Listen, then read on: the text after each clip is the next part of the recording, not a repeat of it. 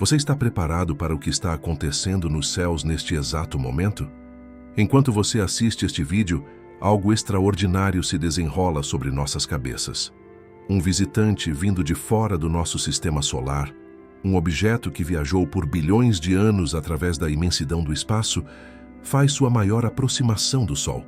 E o nome dado a este fenômeno carrega em si um significado que não podemos ignorar. Será que estamos diante de mais um sinal profético dos tempos do fim? Em 29 de outubro de 2025, o cometa chamado 3I/Atlas atinge seu periélio, que é o ponto mais próximo do Sol em sua trajetória. Este não é um cometa comum. Este é um visitante interestelar, o terceiro objeto confirmado pela ciência que veio de fora do nosso sistema planetário.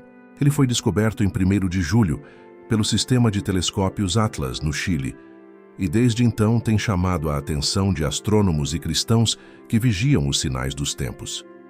Os cientistas confirmam que este objeto viaja a 221 mil quilômetros por hora, uma velocidade que demonstra claramente que não está preso pela gravidade do Sol.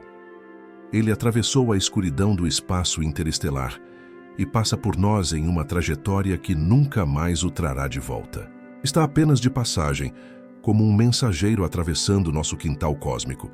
Seu tamanho varia entre 440 metros e 5,6 quilômetros de diâmetro, e análises indicam que pode ter mais de 7 bilhões de anos, mais antigo que o próprio sistema solar. Neste momento, o 3I Atlas está passando por trás do Sol visto da Terra, a 203 milhões de quilômetros da nossa estrela.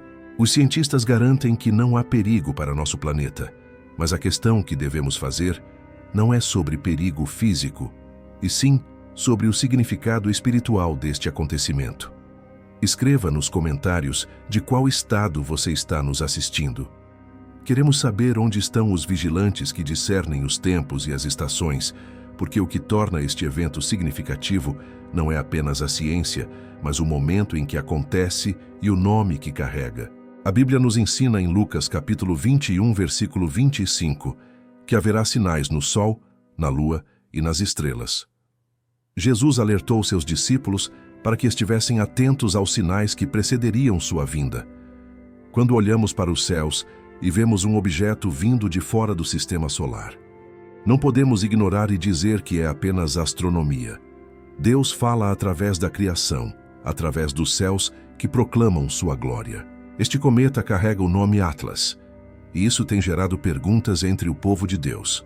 Atlas era um titã da mitologia grega, um deus pagão que carregava o mundo sobre os ombros. Mas o telescópio que descobriu este cometa se chama Atlas, sigla para Sistema de Último Alerta de Impacto de Asteroides Terrestres. O nome foi inspirado no titã mitológico pela ideia de carregar o peso da vigilância.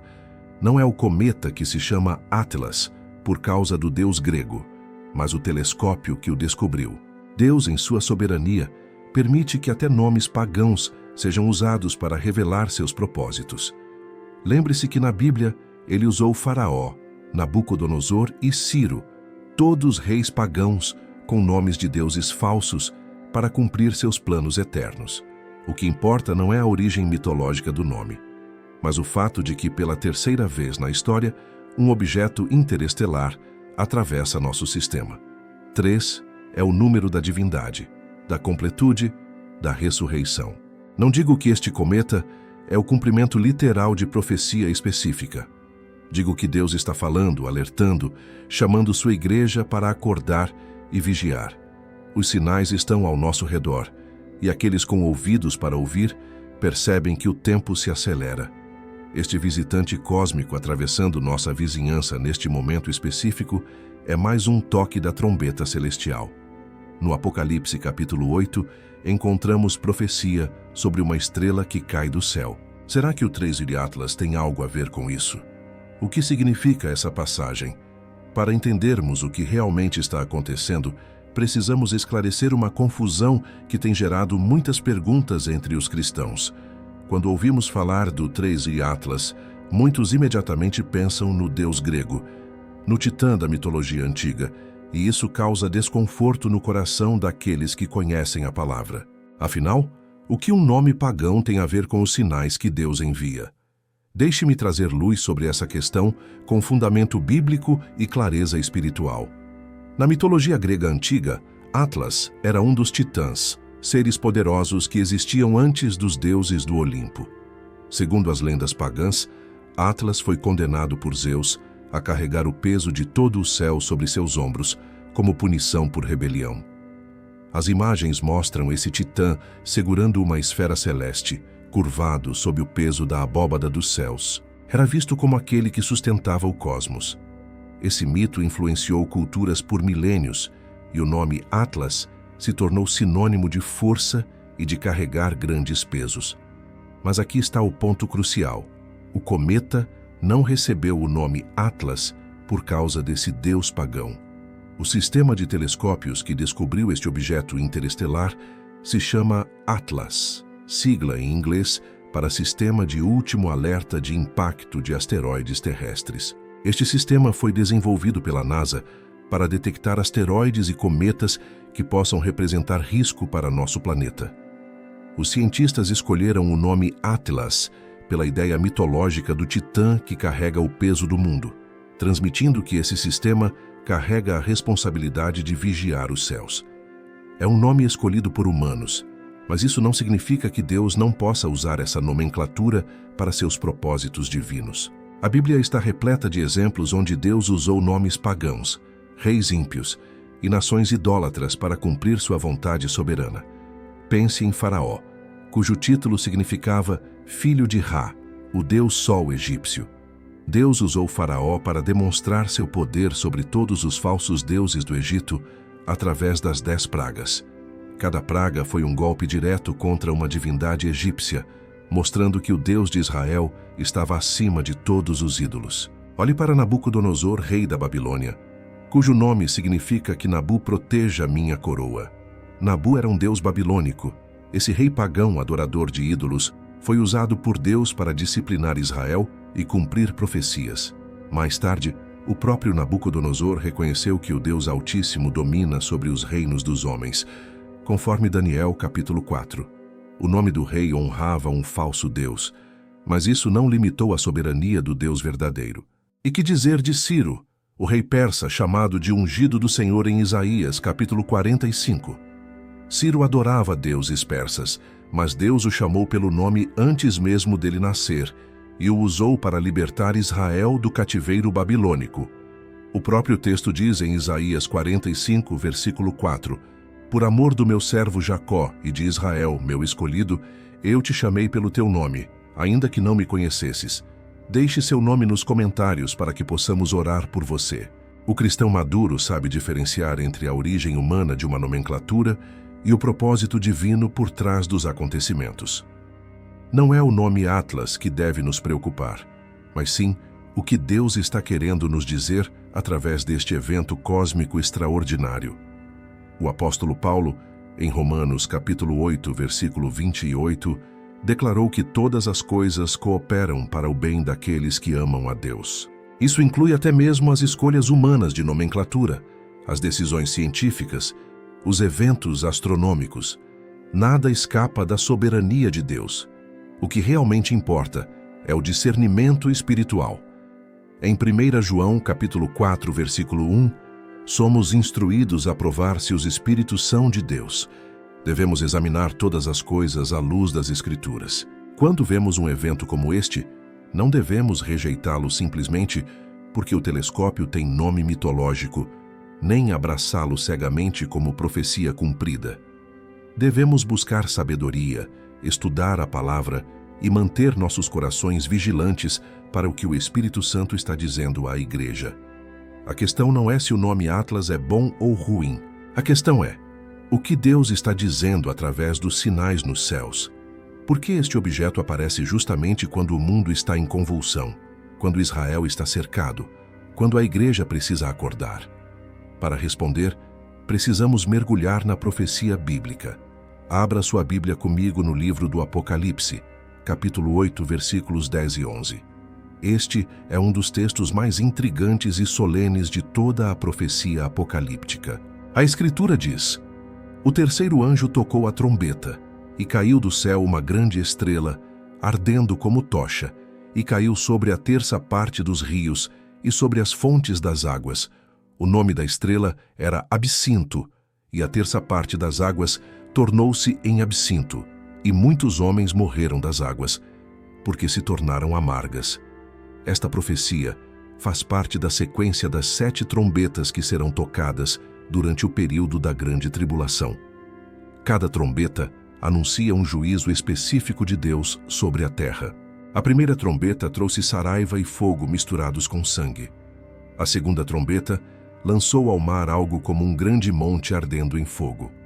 E agora, na terceira trombeta, vemos uma grande estrela caindo do céu, ardendo como tocha, contaminando as águas e causando morte por envenenamento. O texto é muito específico ao dizer que esta estrela tem um nome, Absinto. No original grego, a palavra é absintos, que significa amargo. Absinto é uma planta conhecida por seu sabor extremamente amargo e por suas propriedades venenosas quando concentrada. No contexto bíblico, o absinto sempre representou o juízo, sofrimento e as consequências amargas do pecado. Em Deuteronômio capítulo 29, versículo 18, Deus adverte sobre raízes que produzem erva venenosa e absinto, referindo-se à idolatria e suas terríveis consequências. A estrela que cai não é um astro comum em sua órbita natural. O texto diz que ela arde como tocha, sugerindo que está em chamas, em combustão, descendo dos céus com grande impacto. Esta estrela atinge especificamente a terça parte dos rios e as fontes das águas. Não os oceanos, mas as águas doces, as nascentes, os rios que fornecem água potável para a humanidade. O resultado é catastrófico. As águas se tornam amargas e venenosas, e muitos homens morrem por beber dessas águas contaminadas. Agora precisamos fazer a pergunta que muitos estão fazendo. O 3 e Atlas, é esta estrela profética? É este o cumprimento de Apocalipse 8, versículo 10? A resposta honesta e bíblica é: não podemos afirmar com certeza absoluta.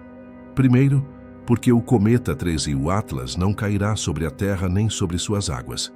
Ele passa a milhões de quilômetros de distância, sem representar qualquer ameaça física ao nosso planeta. Segundo, porque esta profecia está inserida no contexto da Grande Tribulação, período que ainda não começou de forma plena. No entanto, seria ingenuidade espiritual ignorar completamente a conexão simbólica e profética. Estamos vendo um objeto celestial extraordinário, vindo de fora do nosso sistema solar, atravessando nossa vizinhança cósmica em um momento crucial da história humana. Pode não ser a estrela Absinto em si, mas pode muito bem ser um sinal precursor, um alerta divino, uma sombra do que está por vir. A Bíblia nos ensina em Amós capítulo 3, versículo 7, que o Senhor Deus não faz coisa alguma sem revelar o seu segredo aos seus servos, os profetas. Jesus, em Lucas capítulo 21, versículos 25 a 28, falou claramente sobre sinais nos astros celestes que precederiam sua vinda. Ele disse que haveria sinais no sol, na lua e nas estrelas, e que na terra haveria angústia das nações em perplexidade. Mas então acrescentou algo maravilhoso: quando estas coisas começarem a acontecer, olhai para cima e levantai as vossas cabeças, porque a vossa redenção está próxima. Os sinais não são para nos aterrorizar, mas para nos despertar e preparar. A palavra de Deus está repleta de referências sobre sinais celestiais que marcariam os tempos do fim. Não é coincidência que desde Gênesis até Apocalipse, Deus usa os céus como tela para revelar seus propósitos e advertir a humanidade. Quando ele criou o sol, a lua e as estrelas, declarou em Gênesis capítulo 1, versículo 14, que serviriam para sinais e para tempos determinados e para dias e anos. Os céus sempre foram instrumentos de comunicação divina. Jesus Cristo, nosso Senhor e Salvador, falou diretamente sobre sinais celestiais que antecederiam sua segunda vinda. Em Lucas capítulo 21, versículo 25, ele profetizou: e haverá sinais no sol, e na lua, e nas estrelas, e na terra angústia das nações, em perplexidade pelo bramido do mar e das ondas. Esta não é uma linguagem apenas poética ou simbólica. Jesus está descrevendo fenômenos reais e observáveis que acontecerão nos corpos celestes e causarão confusão e medo entre as nações da terra. O interessante é que Jesus não disse para termos medo quando virmos esses sinais. Pelo contrário, no versículo 28 ele declara: Ora, quando estas coisas começarem a acontecer, olhai para cima e levantai as vossas cabeças, porque a vossa redenção está próxima. Para o mundo, os sinais nos céus trazem terror e perplexidade. Para a igreja vigilante, trazem esperança e confirmação de que o noivo está voltando. A mesma manifestação celestial que apavora os ímpios enche de alegria os santos que aguardam. O profeta Joel, centenas de anos antes de Cristo, já havia anunciado esses prodígios. Em Joel capítulo 2, versículos 30 e 31, está escrito: E mostrarei prodígios no céu e na terra, sangue e fogo, e colunas de fumaça. O sol se converterá em trevas, e a lua em sangue, antes que venha o grande e terrível dia do Senhor. Perceba que Joel conecta diretamente os sinais celestiais com o dia do Senhor, aquele período de juízo e intervenção divina na história humana. Esses prodígios não são eventos isolados ou aleatórios.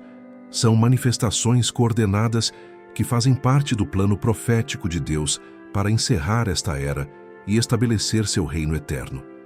Quando vemos eclipses incomuns, quando observamos fenômenos astronômicos raros, quando cientistas detectam objetos interestelares atravessando nosso sistema solar, não podemos simplesmente arquivar essas informações como curiosidades científicas.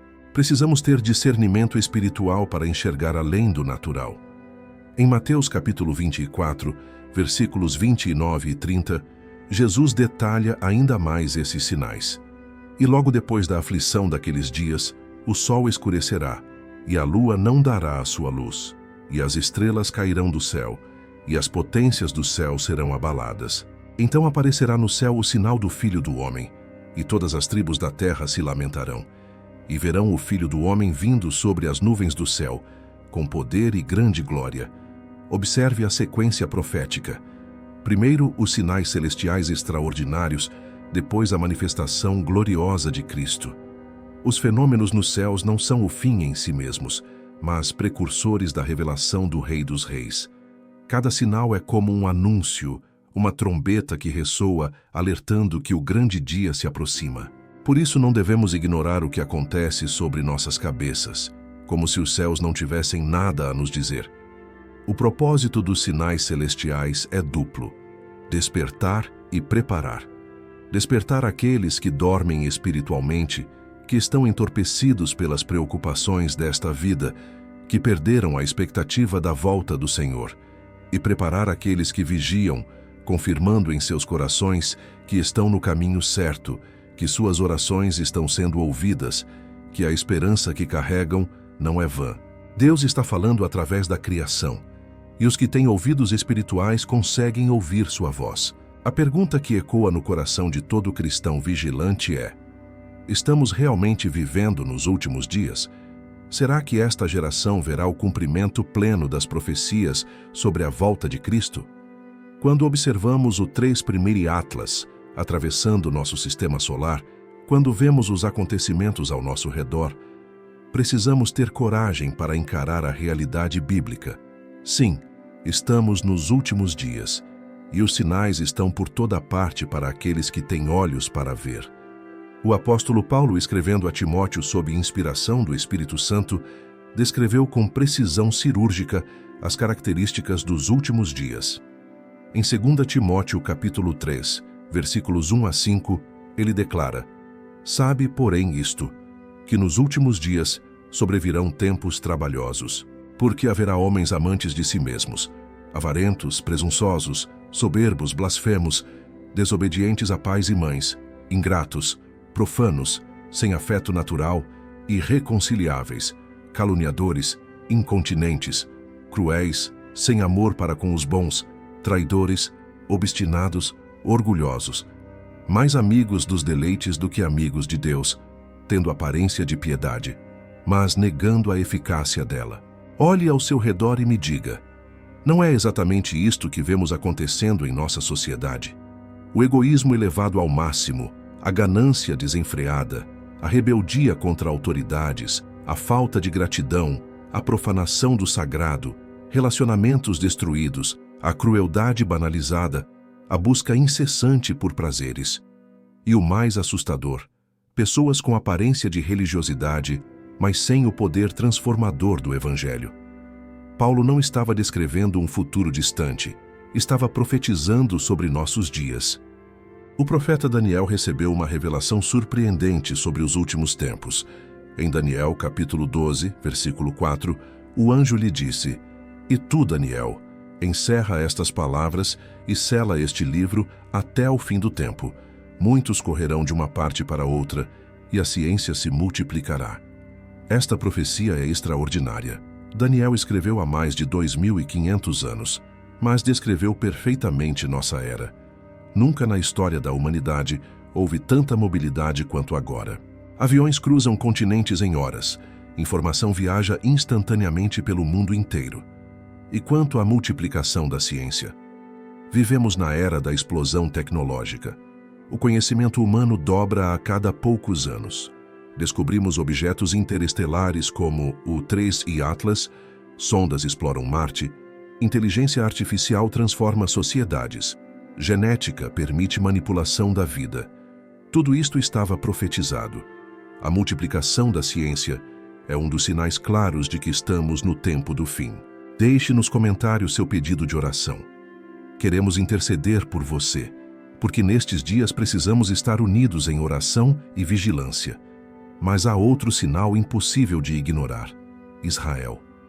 Em Ezequiel capítulos 36 e 37, Deus profetizou que traria o povo judeu de volta à sua terra depois de terem sido espalhados entre as nações.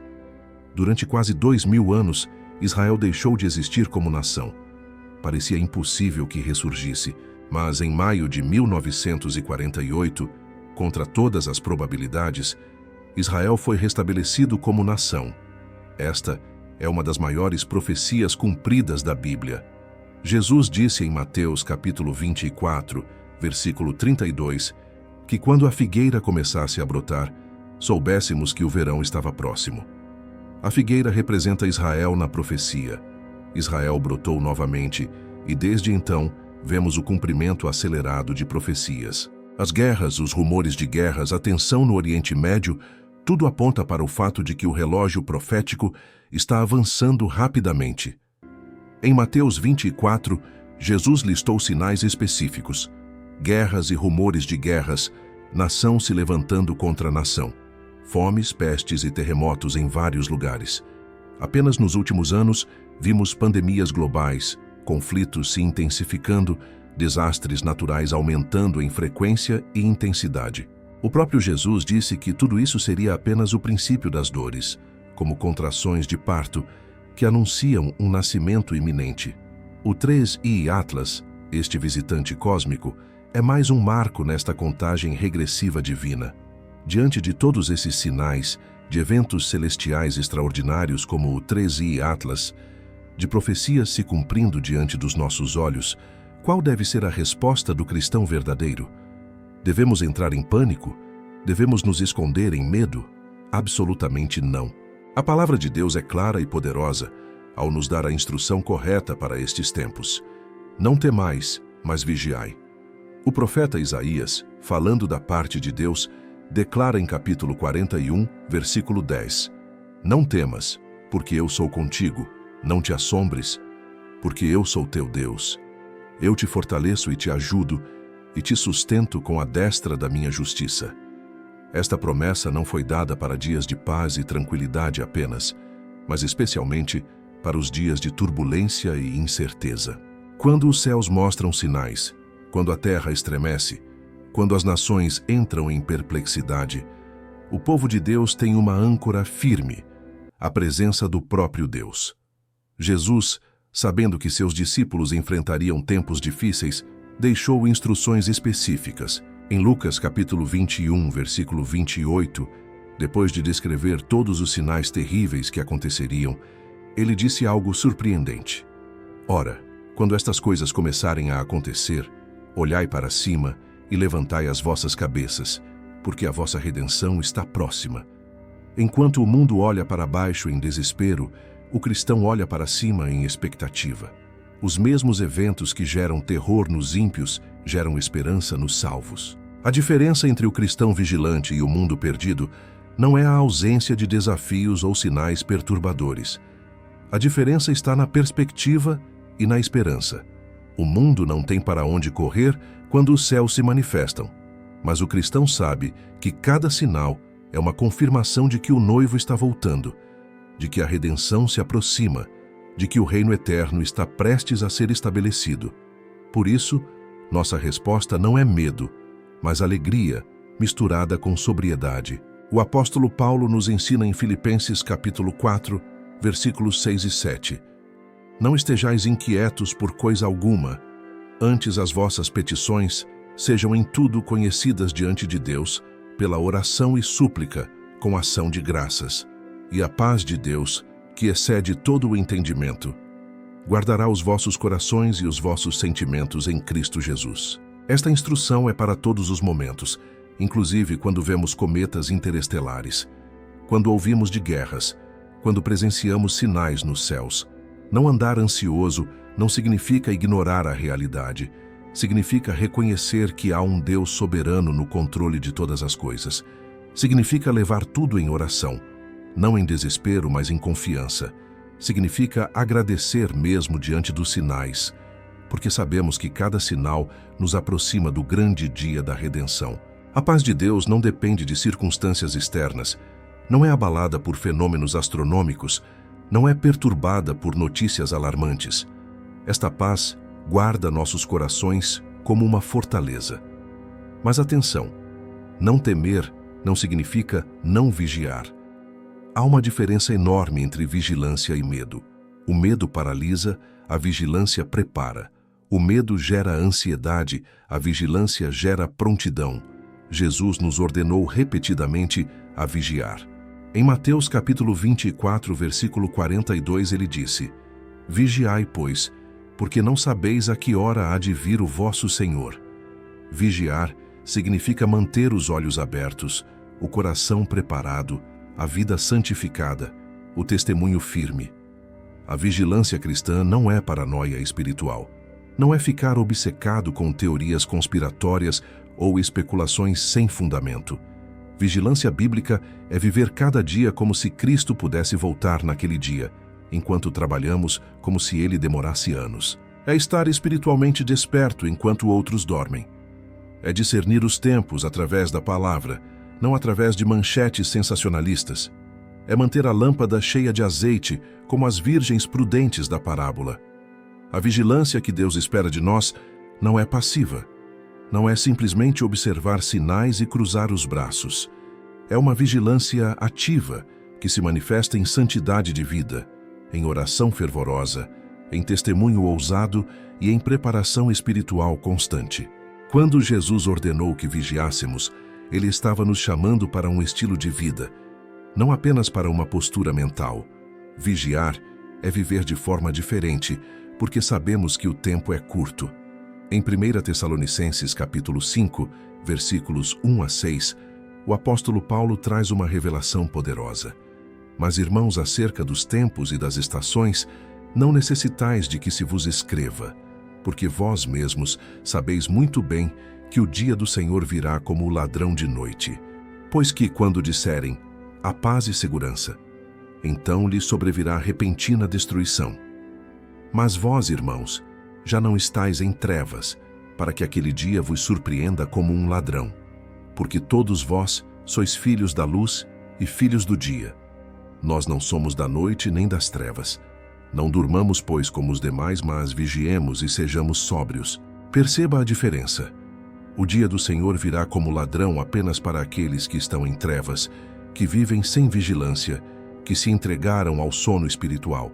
Mas para os filhos da luz, para aqueles que vigiam, este dia não será surpresa. Não porque sabemos a data exata, mas porque discernimos os sinais e vivemos preparados. Paulo é claro: Não durmamos como os demais. Enquanto o mundo dorme embalado por falsas seguranças e entretenimentos vazios, a igreja precisa estar desperta. A vigilância bíblica se manifesta primeiramente na santidade. O escritor de Hebreus, no capítulo 12, versículo 14, nos exorta: segui a paz com todos e a santificação, sem a qual ninguém verá o Senhor. Não adianta conhecer todas as profecias, interpretar todos os sinais celestiais, se nossa vida não reflete a santidade de Deus. O 3 e Atlas pode atravessar os céus, trombetas proféticas podem soar, mas se não estivermos vivendo em santidade, de nada adiantará nosso conhecimento. Santidade não é perfeição humana, mas é separação do mundo e consagração a Deus. É dizer não ao pecado mesmo quando todos ao redor dizem sim. É manter a pureza moral numa geração corrompida. É guardar a língua quando todos blasfemam. É honrar o casamento quando a infidelidade é normalizada. É adorar somente ao Senhor quando o mundo oferece 1000 ídolos. Santidade é o óleo nas lâmpadas das virgens prudentes. É o que nos mantém prontos para quando o noivo chegar. A segunda manifestação da vigilância é a oração constante. Jesus disse em Lucas, capítulo 21, versículo 36, vigiai, pois, em todo o tempo, orando, para que sejais havidos por dignos de evitar todas estas coisas que hão de acontecer e de estar em pé diante do Filho do Homem. A oração não é opcional na vida do vigilante, é o combustível que mantém nossa lâmpada acesa, é a comunicação que nos mantém conectados ao céu enquanto vivemos na terra. Compartilhe esta mensagem com alguém que precisa ouvir, porque precisamos despertar uns aos outros. Oração não é apenas pedir bênçãos ou soluções para problemas cotidianos. Oração de vigilância é interceder pela igreja, é clamar pelo avivamento, é pedir discernimento espiritual, é buscar a face de Deus com intensidade. Daniel orava 3 vezes ao dia, mesmo sob ameaça de morte. Os discípulos perseveravam em oração no cenáculo. A igreja primitiva orava sem cessar. E nós que vivemos tão perto do grande dia, não podemos negligenciar a oração. O terceiro aspecto da vigilância é o testemunho ousado.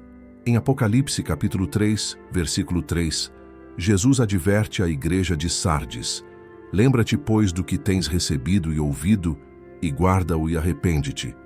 Se não vigiares, virei sobre ti como um ladrão, e não saberás a que hora sobre ti virei. A vigilância inclui guardar o que recebemos e testemunhar desta fé. Não podemos ser cristãos secretos quando o mundo precisa urgentemente ouvir sobre salvação, quando almas perecem sem conhecer a Cristo, quando o tempo se esgota, quando olhamos para o 3 e o Atlas atravessando os céus, quando estudamos as profecias das Escrituras, quando discernimos os sinais ao nosso redor, uma verdade se torna inegável. Estamos vivendo nos dias mais extraordinários da história humana.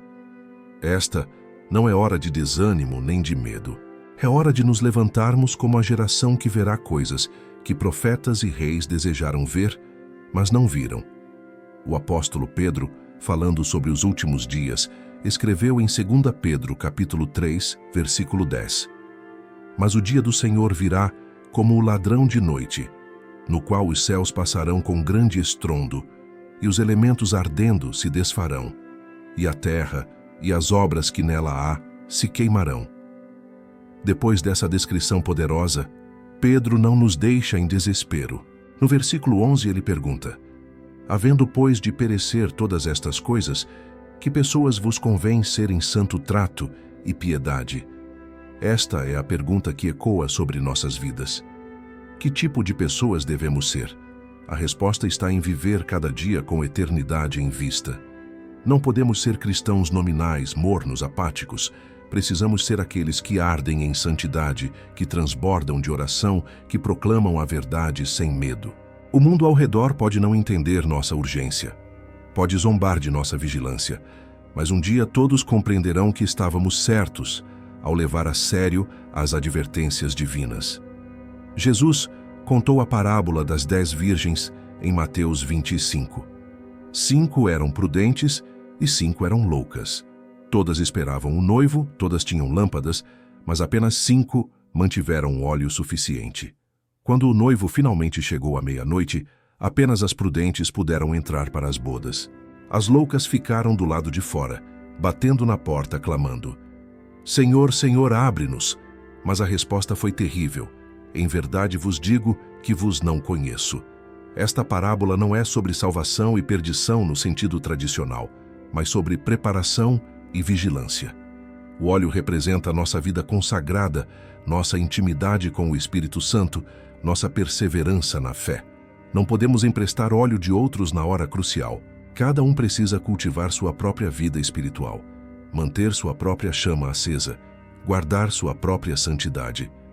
O 3 e Atlas passará e outros sinais virão, mas o que permanecerá é nossa condição espiritual diante de Deus. A Bíblia termina com um convite maravilhoso em Apocalipse 22, versículo 17. E o Espírito e a esposa dizem: Vem. E quem ouve diga: Vem. E quem tem sede, venha. E quem quiser, tome de graça da água da vida. Este é o clamor da igreja vigilante. Vem, Senhor Jesus. Não é um grito de desespero, mas de expectativa amorosa. É o coração da noiva ansiando pelo noivo. É a criação gemendo pela manifestação dos filhos de Deus. Que o Senhor desperte em você a vigilância santa. Que seus olhos sejam abertos para discernir os tempos. Que seu coração seja inflamado com zelo pela casa de Deus. Que sua vida seja um testemunho vivo de que Jesus está voltando. Os céus declaram a glória de Deus. Os astros testemunham seu poder. E cada sinal que vemos é um lembrete de que nossa redenção se aproxima. Não durma enquanto o mundo dorme. Levante sua cabeça, purifique seu coração, fortaleça sua fé.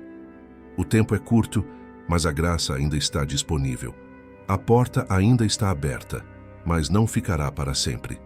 O Espírito Santo ainda convence do pecado, da justiça e do juízo, mas há um limite para a paciência divina. Cada dia que passa, cada sinal que aparece, cada evento profético que se cumpre, nos aproxima mais do grande dia. Não deixe que este momento passe sem tomar uma decisão. Consagre sua vida completamente, busque a face de Deus intensamente, viva como alguém que sabe que o